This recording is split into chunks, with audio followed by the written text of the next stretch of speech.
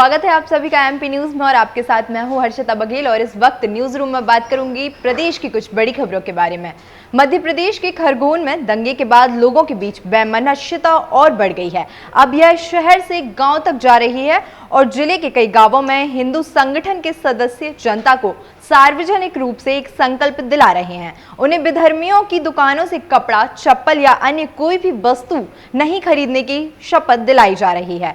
Khargone SP Rohit काशवानी का कहना है कि इस प्रकार का वीडियो हमारे संज्ञान में भी आया है और वीडियो की जांच भी कर रहे हैं। जिले के उब्दी, पिपरी और इच्छापुर गांव में इस तरह के आयोजन भी हो चुके हैं। वहीं विस्टान और केली में भी ऐसे ही मामले सामने आए हैं। संकल्प लेने के वीडियो भी वायरल हो रहे हैं। साथ ही हाट बाजारों में भी आर्थिक बहिष्कार की बातें सामने आ रही हैं। आपको बता दें कि क्या है यह संकल्प। आज से हम संकल्प लेते हैं कि विधर्मियों की दुकानों से कपड़ा, चप्पल या अन्य कोई भी वस्तु नहीं खरीदेंगे और ना ही उन्हें अपनी कोई भी वस्तु बेचेंगे। हे महाकाल हमारे संकल्प को पूरा करने की उपयुक्त शक्ति और मनोवृत्ति प्रदान करें। बता दें कि 10 अप्रैल को रामनवमी पर हुए उपद्रव में शारीरिक, मानसिक और आर्थिक रूप से क्षति पहुंची हुई थी। इससे लोगों के मन पर काफी ज्यादा गहरा असर हुआ है, जिसके फलस्वरूप लोग अपने अपने स्तर पर आक्रोश व्यक्त कर रहे हैं। देखिए, बात करेंगे अगली खबर के बारे में, जहां मध्य प्रदेश में समर्थन मूल्य पर गेहूं और चना बेचने के बाद भी किसानों को भुगतान नहीं हो रहा है। प्रदेश के लाखों किसानों को भुगतान नहीं होने से प्रदेश का सियासी पारा चढ़ गया है। यहां अब तक 2.5 लाख से ज्यादा किसान 20 लाख टन से ज्यादा गेहूं समर्थन मूल्य पर बेच चुके हैं, पर भुगतान नहीं हुआ है। ऐसे में किसान ना तो सहकारी समितियों से ऋण ले पा रहे हैं और ना ही दूसरे जरूरी काम कर पा रहे हैं। प्रदेश कांग्रेस अध्यक्ष कमलनाथ ने किसानों को भुगतान नहीं होने पर सरकार पर सीधा निशाना साधा है। मध्य प्रदेश के पूर्व मुख्यमंत्री कमलनाथ ने ट्वीट कर कहा है कि प्रदेश में 28 मार्च से समर्थन मूल्य पर गेहूं और चने की खरीदी शुरू हुई है, लेकिन किसानों के खाते में राशि नहीं पहुंची है। खाद, बिजली, पानी की संकट और फसलों का मुआवजा नहीं मिलने से परेशान किसान अब भुगतान में हो रही देरी से भी परेशान हैं और कमलनाथ ने सरकार से किसानों को जल्द राशि का भुगतान करने की मांग भी की है। देखिए, जानकारी के मुताबिक भुगतान नहीं मिलने के कारण किसान सहकारी विभाग से डिफॉल्टर हो रहे हैं और 0% ब्याज योजना का लाभ भी उन्हें नहीं मिल पा रहा है।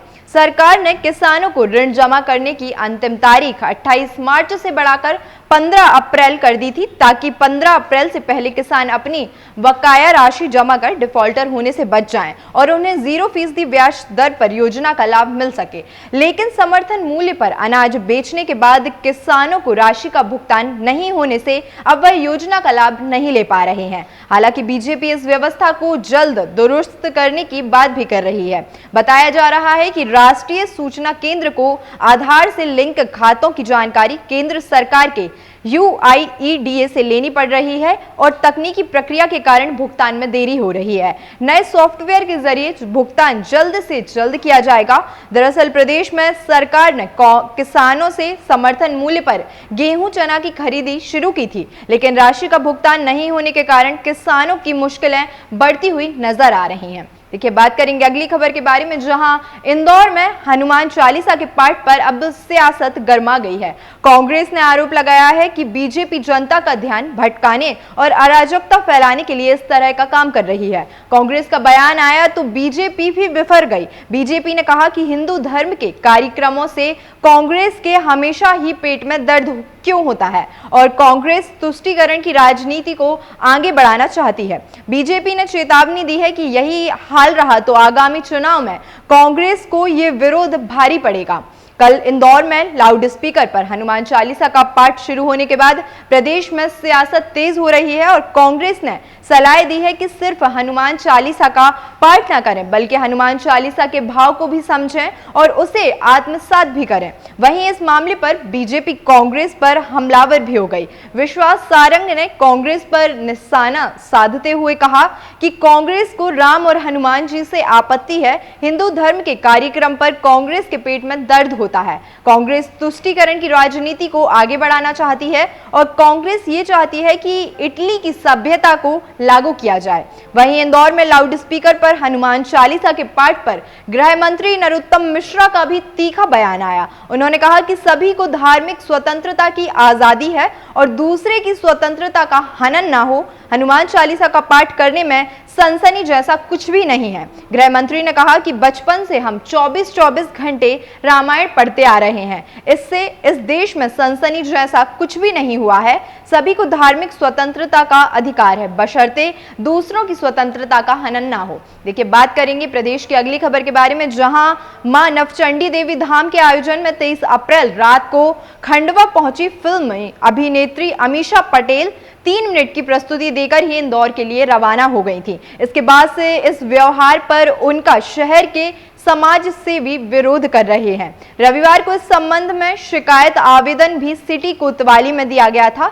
इधर गुरुवार को अमीषा पटेल ने अपने इंटरनेट मीडिया अकाउंट पर ट्वीट कर खंडवा में आयोजन के दौरान अनहोनी की आशंका के कारण आयोजन छोड़ने की बात लिखी है। आयोजन करने वाली कंपनी की व्यवस्थाएं बेहद खराब होना लिखा है। इस मामले में मोघट थाना प्रभारी ईश्वर सिंह चौहान का कहना है कि फिल्म अभिनेत्री अमीषा पटेल के आयोजन वाले दिन मैं भी वहीं था और लोगों की भीड़ जरूर थी, लेकिन किसी भी तरह की अभद्रता नहीं हुई थी। किसी अन्य तरह की आशंका को लेकर मौके पर कोई जानकारी भी नहीं लगी है। 23 अप्रैल को रात 8:30 बजे अमीषा पटेल खंडवा आई और रात लगभग 9:30 बजे मंदिर परिसर पर बने मंच पर पहुंची, लोगों का अभिवादन किया और 3 मिनट की प्रस्तुति देने के बाद खंडवा से इंदौर के लिए रवाना हो गई थी। महंत बाबा गंगाराम के अनुसार 1 घंटे के आयोजन को लेकर उनसे चर्चा की गई थी और आयोजन को देखने के लिए 5 से 7 हजार दर्शक भी पहुंचे थे। जिन लोगों के पास VIP पास थे वह अमीषा पटेल के पास जाकर फोटो खिंचवाने की कोशिश कर रहे थे। इसे लेकर मंच से पूर्व पार्षद गौरी शंकर वर्मा ने उनके पास जाकर फोटो नहीं खिंचवाने का भी ऐलान किया था, लेकिन लोग नहीं माने। इस पर अमीषा पटेल तुरंत ही 3 मिनट की प्रस्तुति देकर इंदौर के लिए रवाना हो गई थी। फिलहाल के लिए इतना ही। बाकी की तमाम खबरों से जुड़े रहने के लिए बने रहिए आप MP न्यूज के साथ। MP की नब्ज MP का हाल, मध्य प्रदेश की हर खबर MP न्यूज TV के साथ। लगातार खबरों के लिए सब्सक्राइब करें हमारा YouTube channel MP news TV। Latest updates के लिए बेल आइकन दबाना जरा भी न भूलें।